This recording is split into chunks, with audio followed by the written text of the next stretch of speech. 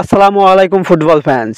আমাদের চ্যানেলের আরও একটি নতুন ভিডিওতে আপনাদের সবাইকে স্বাগতম। আজকে সকালে MLS এর ফার্স্ট রাউন্ডের তৃতীয় ম্যাচটিতে ন্যাশভিল এসসির বিপক্ষে মাঠে নামেছিল মেসির ইন্টার মিয়ামি। আর সেই ম্যাচটিতে লিওনেল মেসির জোড়া গোল ও এক অ্যাসিস্টে ন্যাশভিলকে 4-0 গোলে উড়িয়ে দিয়েছে ইন্টার মিয়ামি। আর এই জয়ের মধ্য দিয়ে ইন্টার মিয়ামির ইতিহাসের আরও একটি নতুন অধ্যায় যোগ হলো।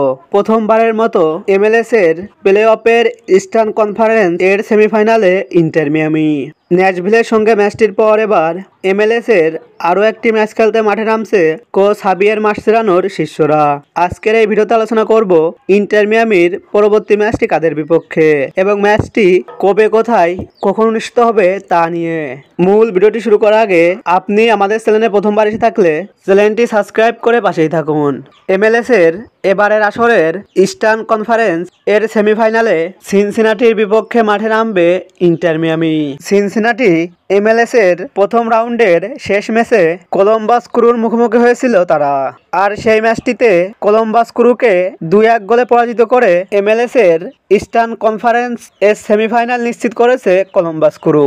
ইন্টার মিয়ামি নিজেদের খেলা সর্বশেষ 5টি ম্যাচের মধ্যে 4টি ম্যাচে জয় এবং 1টি ম্যাচে পরাজিত হয়। অপরদিকে সিনসিনাটি FC নিজেদের খেলা সর্বশেষ 5টি ম্যাচের মধ্যে 4টি ম্যাচে জয় এবং 1টি ম্যাচে পরাজিত হয়। তাই বর্তমান পারফরমেন্স বিবেচনায় দুই দলই সমান শক্তিশালী।